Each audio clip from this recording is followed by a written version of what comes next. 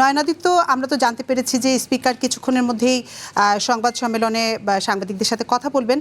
তিনি কি কি বিষয় নিয়ে কথা বলবেন, সেখানকার সবশেষ পরিস্থিতি একটু আমাদেরকে জানাবেন।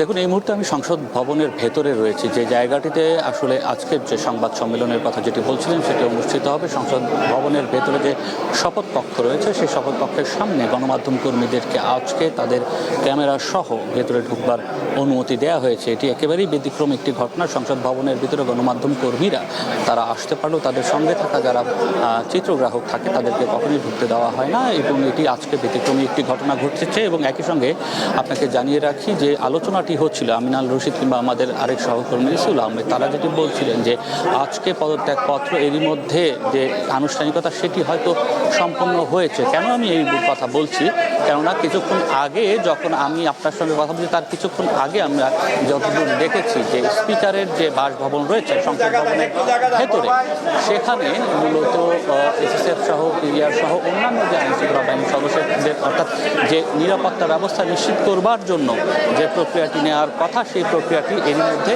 সম্পূর্ণ করা হয়েছে। সঙ্গত কারণেই ধারণা করা হচ্ছে আজকে যে সংবাদ সম্মেলনটি অনুষ্ঠিত হতে যাচ্ছে, এই সংবাদ সম্মেলনটি মূলত বর্তমান যিনি রাষ্ট্রপতি আছেন তার পদত্যাগ পত্র জমা দেওয়া পরবর্তী যে সংবাদ সম্মেলন হিসেবেই এটি চিহ্নিত হচ্ছে। কেননা আমাদের কাছে এই সংসদ সচিবালয় থেকে যে বার্তাটি দেয়া হয়েছে সেখানেও সেই ধরনের তথ্য উল্লেখ করা হয়েছে। অর্থাৎ 5টার সময় যদি এই সংবাদ সম্মেলন হয় এবং যেটি বলা হচ্ছে যে পদত্যাগ পরবর্তী সংবাদ সম্মেলন, অর্থাৎ আমরা ধারণা করি পদত্যাগপত্র এরই মধ্যে জমা হয়ে গেছে। কেননা আমাদের আরেক সহকর্মী ইসুল আহমেদ তিনি যেটি বলছিলেন যে বঙ্গভবন থেকে বঙ্গভবনের যিনি রাষ্ট্রপতির যিনি সামরিক সচিব ছিলেন তিনি এখানে সংসদ ভবনের দিকে এসেছেন, এবং সংসদ ভবনে আসা মানেই তার হয়ে যে পদত্যাগপত্র সেটি আসলে জমা দেয়।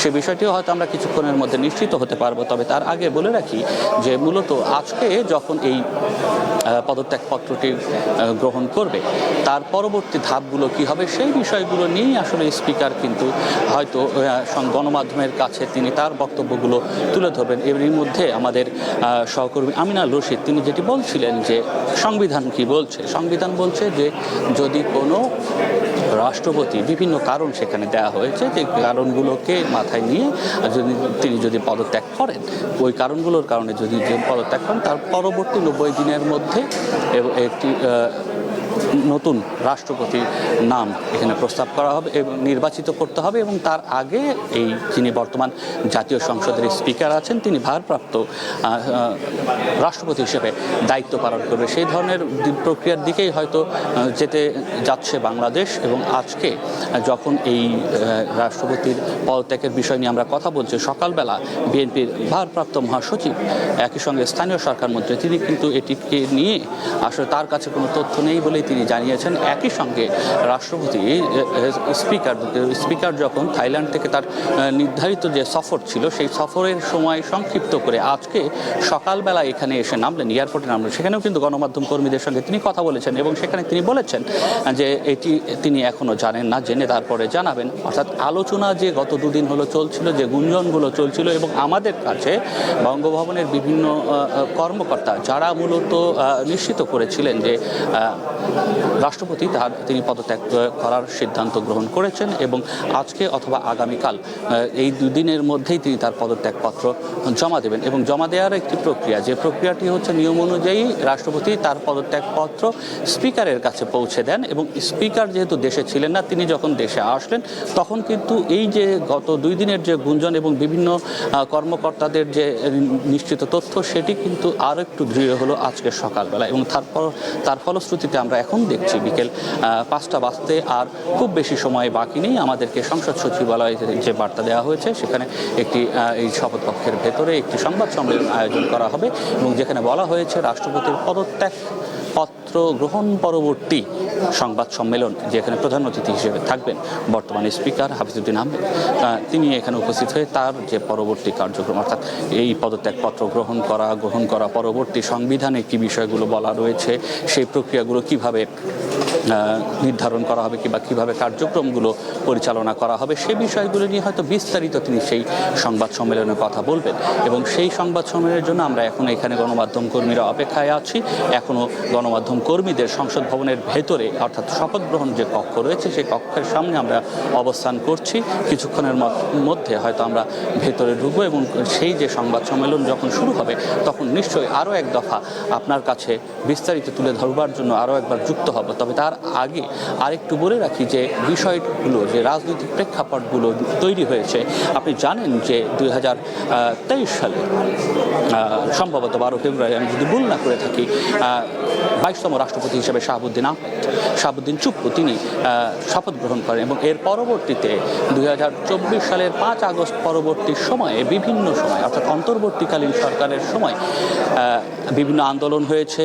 রাষ্ট্রপতির যিনি বঙ্গভবনের সামনে বিভিন্ন সময় বিভিন্ন দফায় আন্দোলন হয়েছে তার পদত্যাগের দাবিতে এবং সেখানে আমরা দেখেছি আইনশৃঙ্খলা বাহিনীর সদস্যদের কঠোর অবস্থানও দেখেছি এবং বিএনপি সরকার যখন সরকার গঠন করলো তখন তুলনামূলক কিন্তু আমরা দেখেছি যে শাহাবুদ্দিন চুপ্পু তার যে চলাফেরা যেহেতু যে অন্তর্বর্তীকালীন সরকারের সময় তিনি যে 1.5 বছর এই 1.5 বছর মোটামুটি আমরা বলা চলে গৃহবন্দী অবস্থায় ছিলেন, কেননা তিনি বাইরে বেরোতে পারছিলেন না। কোনো সামাজিক কিংবা জাতীয় কোনো অনুষ্ঠানে তার যুক্ত হবার সেই সময় আমরা দেখিনি, কিন্তু পরবর্তীতে বিএনপি সরকার যখন ক্ষমতায় আসলেন তারপরে আমরা তাকে 2-1টি প্রোগ্রামে কিন্তু যেতে দেখেছি, জাতীয় অনুষ্ঠানে তাকে যুক্ত হতে দেখেছি সশরীরে। একই সঙ্গে আপনি জানেন যে এই যে সংসদ ভবনের সংসদ অধিবেশন যখন শুরু হলো রীতি অনুযায়ী প্রথম দিন রাষ্ট্রপতি ভাষণ দেন, সেদিন তিনি কিন্তু এই সংসদ ভবনে এসে সংসদের অধিবেশনে প্রথম তিনি ভাষণ দিয়েছেন। যদিও ওই দিন বিরোধী দল এবং অন্যান্য দল বিরোধী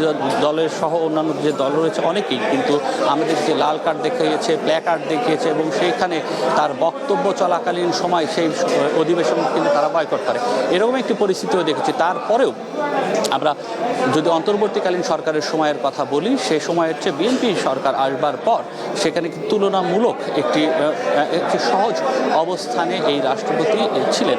তবে কেন তিনি পদত্যাগের সিদ্ধান্ত নিয়েছেন এর বিষয়ে এর ভিতরে রাজনৈতিক কোনো চাপ ছিল কিনা কিংবা তার ব্যক্তিগত কারণেই দেখিয়েই তিনি পদত্যাগ করছেন কিনা এই বিষয়গুলো আরও নিশ্চিত হতে আজকের যে সংবাদ সম্মেলন আছে এটির উপরে যেমন নির্ভর করতে হবে এবং এর পরবর্তীতে বিভিন্ন সময়ে যদি তিনি কথা বলেন গণমাধ্যম কর্মীদের সঙ্গে গণমাধ্যমের সঙ্গে তখন সেই বিষয়গুলো নিশ্চিত হওয়া যাবে। তবে এরই মধ্যে আমরা দেখেছি যে বিভিন্ন গণমাধ্যমে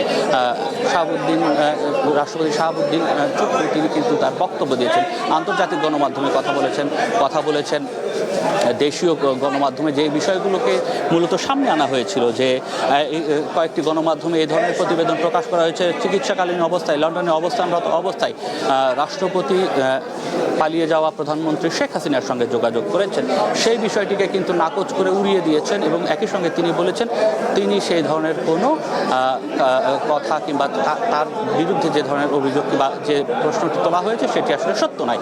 এবং তারপর থেকে কিন্তু এই ধরনের গুঞ্জনটি ছড়িয়ে পড়ে যে রাষ্ট্রপতি হয়তো পদত্যাগ করছেন। আজকে সেটি আসলে পদত্যাগের বিষয়টি নিশ্চিত হওয়া যাচ্ছে হয়তো কিছুক্ষণের মধ্যেই। তবে কেন ব্যক্তিগত কারণ না রাজনৈতিক চাপ ছিল সে বিষয়টি হয়তো আরও পরে নিশ্চিত হওয়া যাবে। তবে সবচেয়ে বড় যে বিষয় অন্তর্বর্তীকালীন সরকারের সময় রাষ্ট্রীয় যতগুলো সিদ্ধান্ত হয়েছে সবগুলো সিদ্ধান্ত কিন্তু এই যে স্পিকারের রাষ্ট্রপতির অনুমোদন স্বাক্ষর দিয়েই হয়েছে। সঙ্গত কারণে অন্তর্বর্তীকালীন সরকার গঠন জুলাই জাতীয় সনদ সহ অন্যান্য যেসব গুরুত্বপূর্ণ ধাপ বিগত বিএনপি সরকারের আগে অন্তর্বর্তীকালীন সরকারের সময় আমরা যেগুলো দেখেছি সেগুলো কিন্তু এই রাষ্ট্রপতি শাহাবুদ্দিন চুপ্পুর মাধ্যমেই স্বাক্ষরের মাধ্যমেই হয়েছে।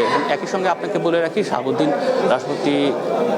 চুপ্পু এমন একজন রাষ্ট্রপতি যিনি 2 বছরের মধ্যে কিন্তু 3টি সরকারের শপথ পড়িয়েছেন। আপনার নিশ্চয়ই মনে আছে বিএনপি আওয়ামী লীগ সরকারকে শপথ পড়ালেন, এরপর অন্তর্বর্তীকালীন সরকার, এরপরে নয়নাদিত্য আপনি আরও তথ্য সংগ্রহ করতে থাকুন। কিছুক্ষণ পরেই তো স্পিকার সংবাদ সম্মেলনে আপনাদের অনেক কিছু হয়তো জানাবে, সে সময় আবার আপনার সাথে আমরা সরাসরি যুক্ত হব।